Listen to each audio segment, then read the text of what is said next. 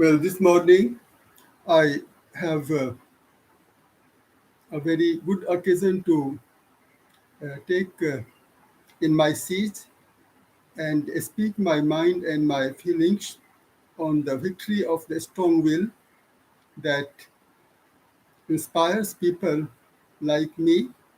And I think that the whole society happens to draw something extremely advantageous and encouraging from the examples that are made by some of the people who are physically challenged, mentally also challenged to a great extent.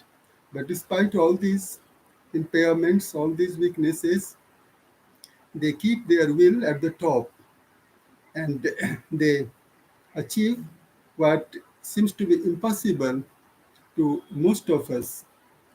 I have given the title to this stream that reads in appreciation of the strong will to overcome all the odds of life and win success and respect, not only for self, but for the loving parents and all other supportive members of the family, as well as all those in society at large who appreciate goodness, goodness, human virtues.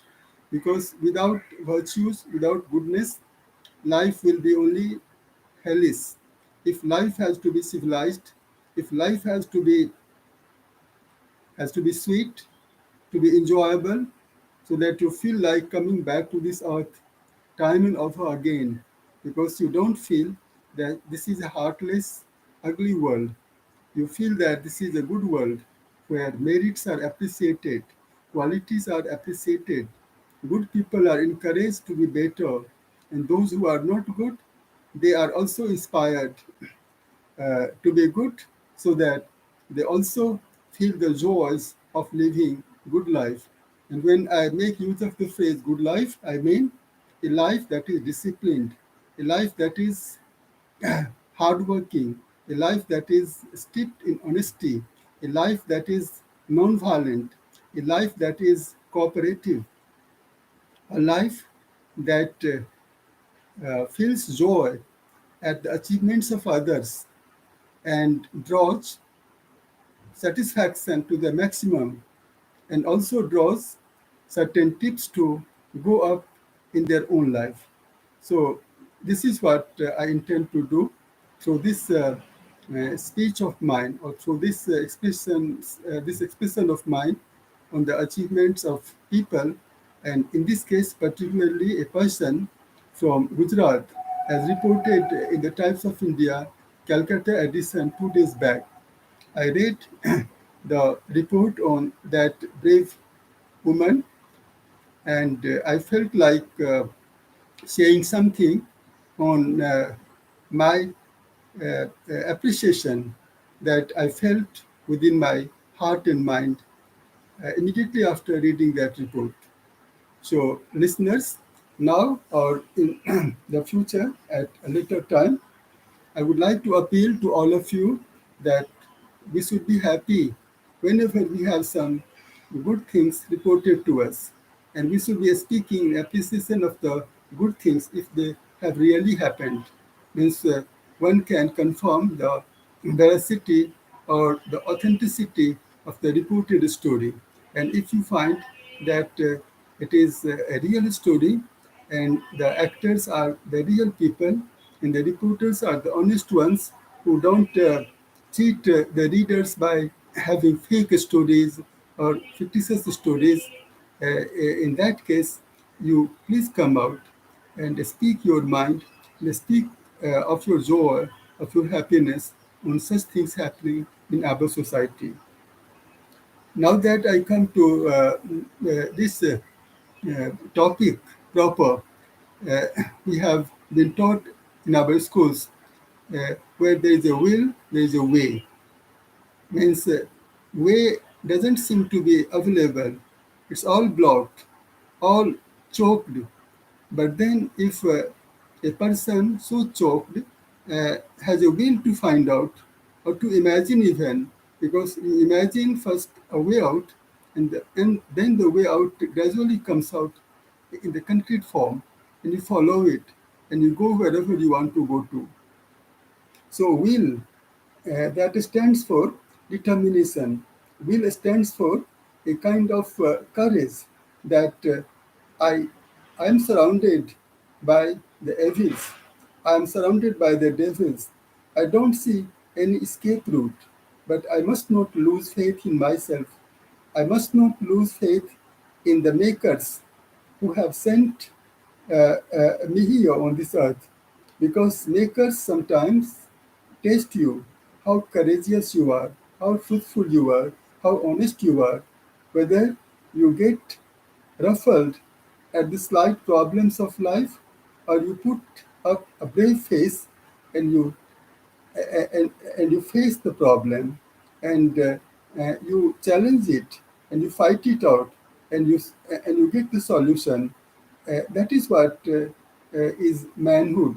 That is what is to be called the virtue of humanity.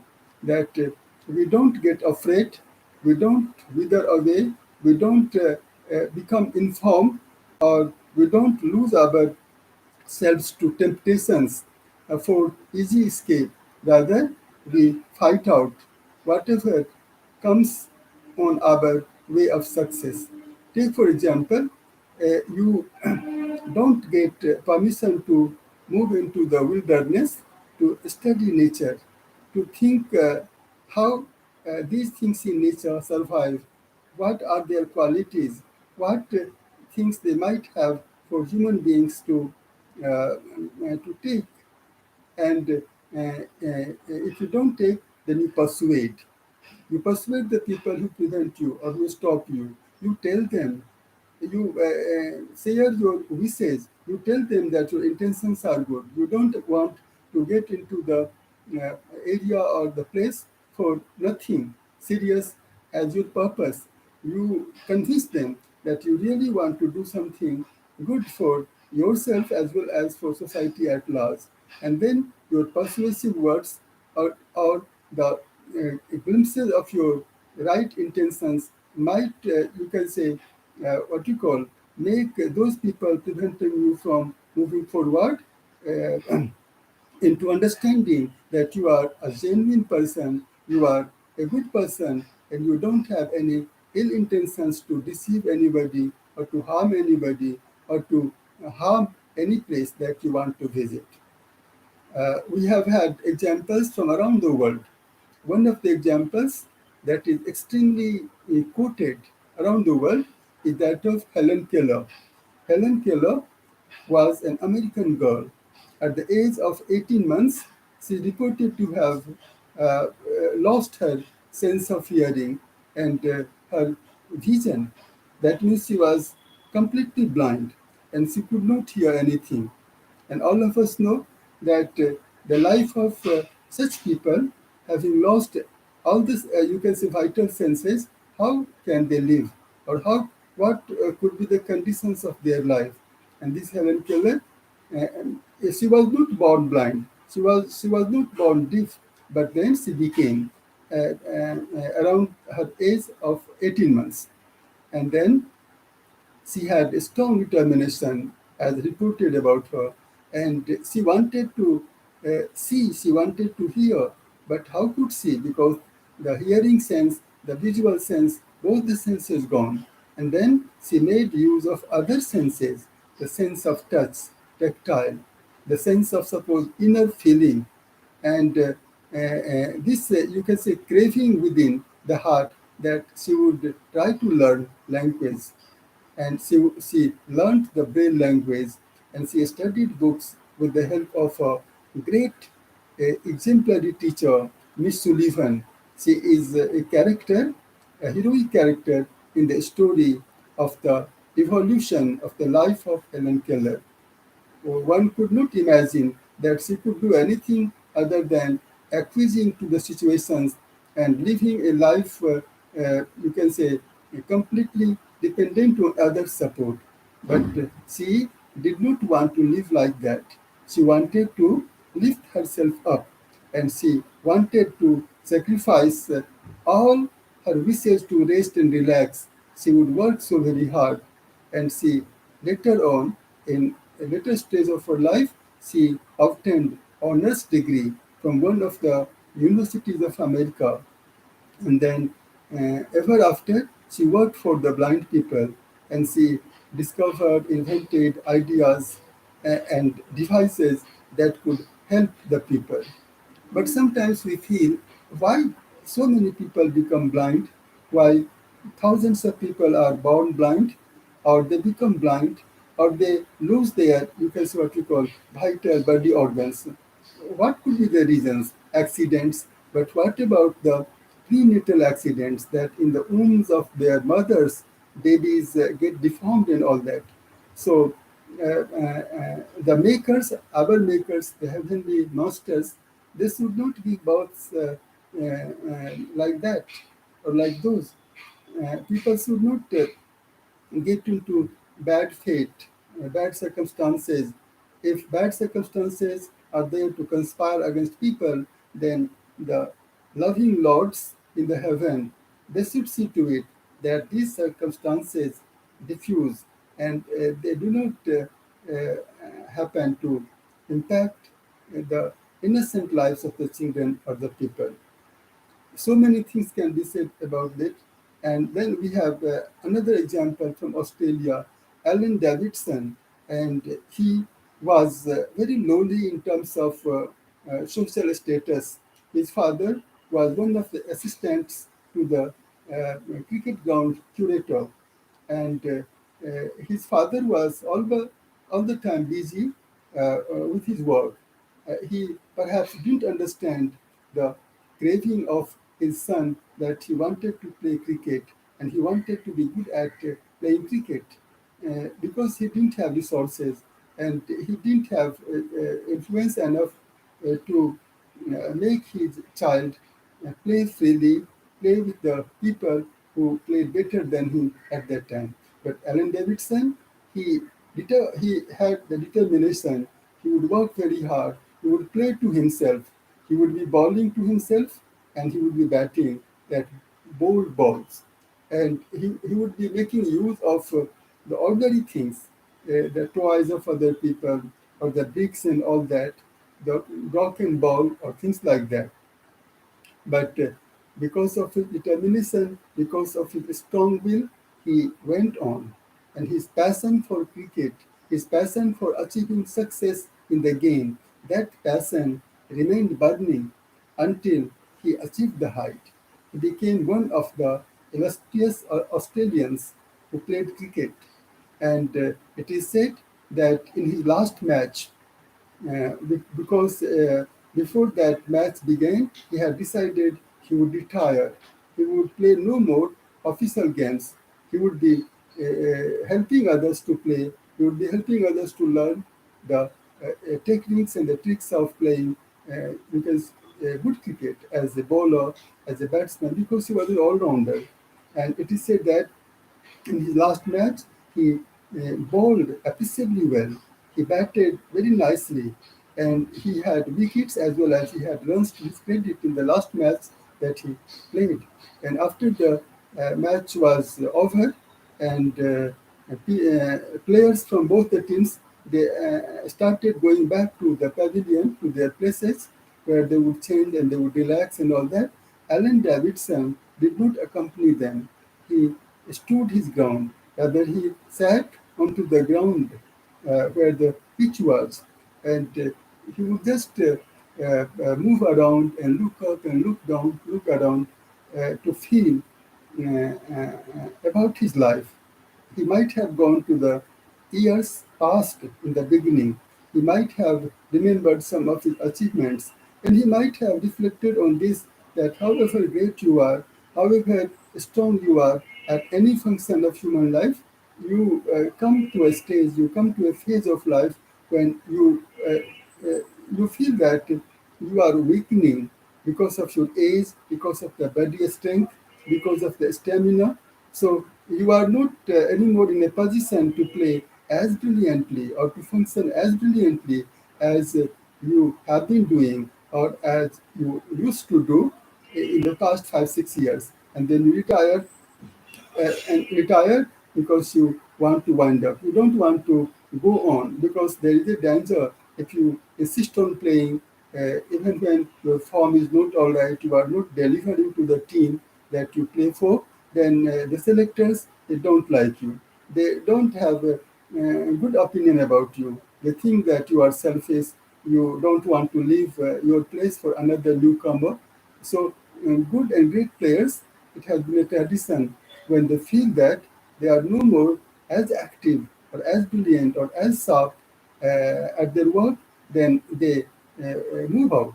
And particularly in the professional games like football and cricket and hockey and all other games, newcomers come. They also aspire to be famous, to move around the world, and the old ones, the senior ones, they retire.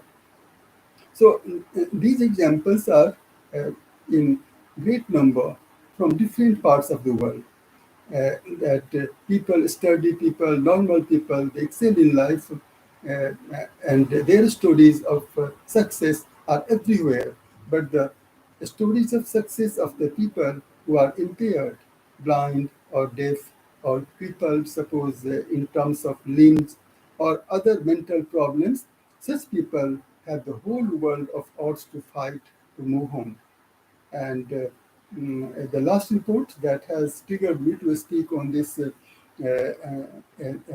distinctive quality of human being, that in spite of all the odds, you want to go up, you want to achieve something, you want to see that your parents feel honored when you do something good for your family, and you yourself feel that your body impairments or the failures of your body organs have not prevented you from moving ahead, and not compel you to sit idle and remain as a burden to yourself and to your family members and doing nothing and having no identity at all. People like Dhwani Shah, a woman from Gujarat, means a young woman from Gujarat, and she has been playing table tennis, crippled though, mentally also not strong. And her parents, as reported, having spent so much, having spent their time and money, having moved to places for having better treatment for their daughter. Uh, and finally, their success coming to their door. And she is reported to have won the second place among the you can say, players. And she has expressed her desire that she would keep up with her passion, she would keep up her hard work to achieve higher distinctions in life. And she has averred, or she has said to the reporters that she would like to play for uh, Olympic medals for India. She's from India. People may be from America, Australia, England, Germany, China, any part of the world. So humanity is one. So we have divided the earth into countries and different societies in the names of religions and languages and geographical features and all that. Okay, that may not be helped, that can't be prevented from taking place because bigger and bigger countries are getting smaller and smaller. Smaller countries also getting yet smaller. These things keep on happening. Some human beings don't want to happen all that. Some human beings, pacifists and people who believe in the oneness of this earth and the rights of all people living on this earth, all creatures, moving to any part and working sincerely, honestly, and living anywhere in the world. But that is not happening. You see, you have visas and passports, you have conflicts and wars, lakhs and lakhs of people in that Ukraine in the recent, you can say, past, for the last 1.5 years, you see that they have become refugees in different parts of the world. Even people who have gone to Ukraine for work or business or studies from other parts of the world, they have been, you can say, what you call, dislocated. They have been harmed career-wise, business-wise. So this is the reality. Things keep on happening negatively in different parts of the world. You have Philippines and Israel, you have India and China and Pakistan. inside one country itself you have problems because you have anti-socials, criminals, and they have, you can say, unions. They have nexuses, and they are very strong. Sometimes they are reported to be receiving funds from outside the countries, from the rich countries, because this is the drama that influential people, the political people, they make. But the learned people, the good people, the uh, peace-loving people, the constructive, creative people, I think everywhere in the world, they are who want nothing to happen from the man's side.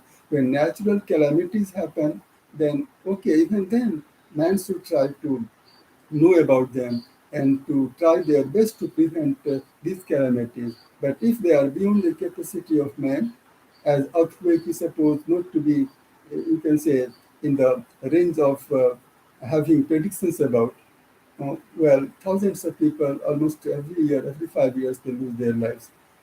Well, I want to express my joy at the victory of this young woman from Gujarat, one of the states in India. I could have praised, and I have praised, and I have expressed my joy at the success of such people wherever they have lived in different parts of the world. Because I believe I'm a humanist. I believe I'm a pacifist. I believe my attitude to life is that of a person who is broad-minded, tolerant, believing in humanity, and especially from India, this slogan has gone to the world. Vasudhaiva Kutumbakam. The whole world is ours, and we are to the whole world. And happiness everywhere is our happiness. If we are happy materially or otherwise, and others are not happy, then our happiness, I think, gets nicked. Our happiness doesn't reach the height. You are all healthy in your house, but in the neighboring houses, people are, suppose you can say, unhealthy, poor. Okay, they may have become poor once upon a time. They might have been rich. They became poor because of their own, you can say, what you call laziness or bad habits or extravagance. But then this is not good. So we should try that all people around us, all people everywhere, they should be as happy as it is possible. So, Dhwani, you don't know me, I don't know you personally. Many other people who have achieved, who have become heroes and heroines in the real sense, not the heroes and heroines on the film screens, uh, who are who are mostly bad. They only show off and they act good or they act brave, but in life they are cowardice. Many of the actors and actresses, they are accused of committing sexual crimes or economic crimes or other kinds of crimes. But before they are caught, they are models for the young people. And they go on their minds. They get imitated by these millions of people around the world. But in fact, they are rotten from inside. They are not heroes, but people in games and sports and social work. There is a danger that once you come into fame, you may be bad, but then the percentage of such people having gone to fame through a struggle, a very low percentage of such achievers, you can say, have gone bad. So, Dhwani Shah, if you hear me or if you can ever know about me, I must tell you that I enjoy your success. I have had so much of inspiration. I have had so much of strength to speak about good things because speaking about good things, doing some good by myself, and encouraging people, inspiring people, getting inspired by other people. This is how I look at life. This is how I have been living. So men and women, children, adults, teenagers, old people. Sometimes I hear about a 70, 80-year-old person and attaining or obtaining the PhD degree in academics and all that, or in intellectuality. Some people at the age of 85, and you run very fast, and you keep healthy, and you smile, and you become an example for other people who become old in age also and old in mind also. Because what is the universal truth? Nobody can escape. Death is there, inevitable. There is no example of any human being who may have lived 500 years, 1,000 years, or whatever, 100 years, 115 years, 150 years, maybe the maximum age at which some people may have left this world. But then anything that is exceptionally good, anything that is extremely enchanting, anything that happens from the human side, we all know that people praised the people, the scientists who went to the moon first, those who went to the space, those suppose who you can say what you call swim across certain part of a sea, people who make records and all that. So these people become heroes and they inspire us. In Olympics, in the ancient time, it is said that people didn't get any medals made of metals, gold or what, silver or whatever. People could get only some laurels, some sort of crown made of some, suppose you can say, leaves, some flowers, and that would be their award, their reward for showing exemplary, you can say, courage on the grounds and talents and geniuses.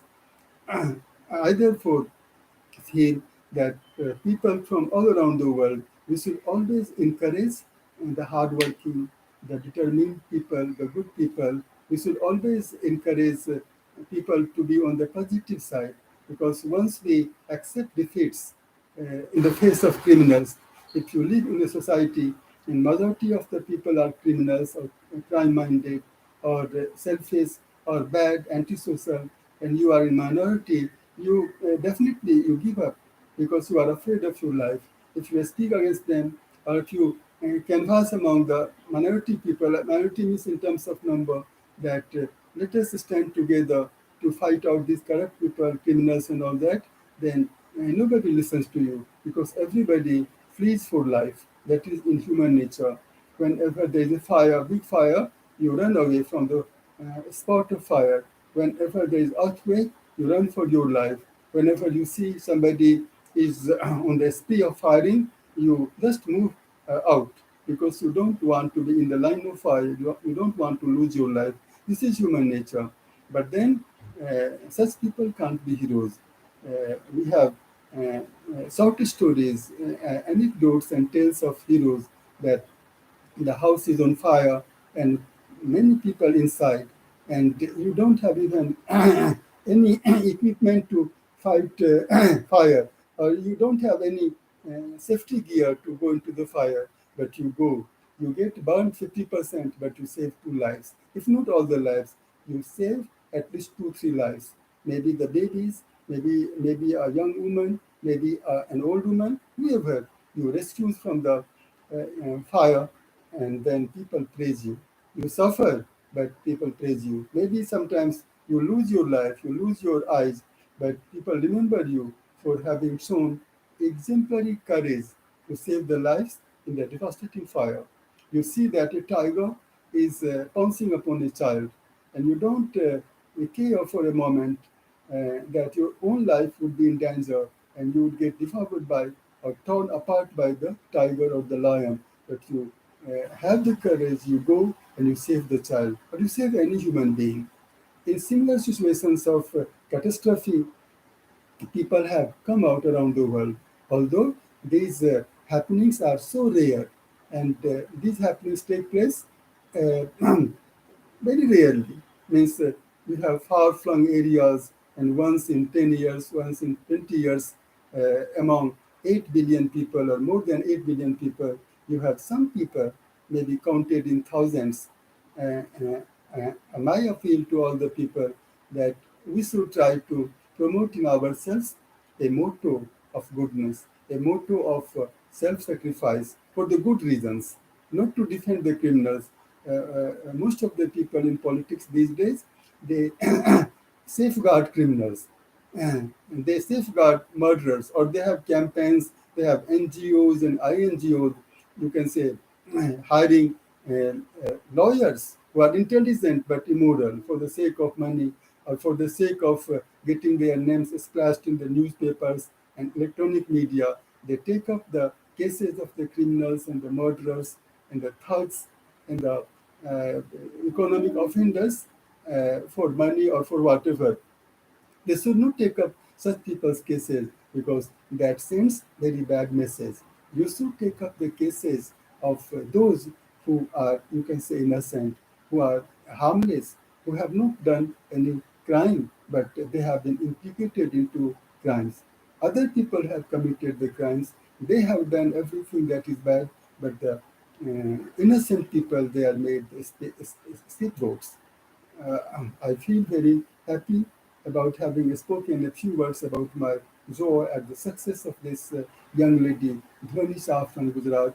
So all the future Dhwani Shahs, all the future Ellen Davidsons from Australia, all the future, you can say, heroes and heroines, I anticipate your success and I anticipate my enjoying your success, whether I am physically present or not.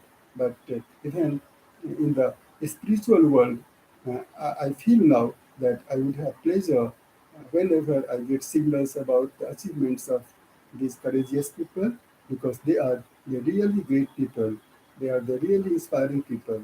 Let us try to be inspiring to some extent. Otherwise, it won't be any sense living a long life or living a luxurious life, but having left this world without anything substantially done or nicely done. That's all. Uh, Mamali bless us, God bless us, our makers bless us, and I wish you all the very best. Thanks a lot. Bye bye.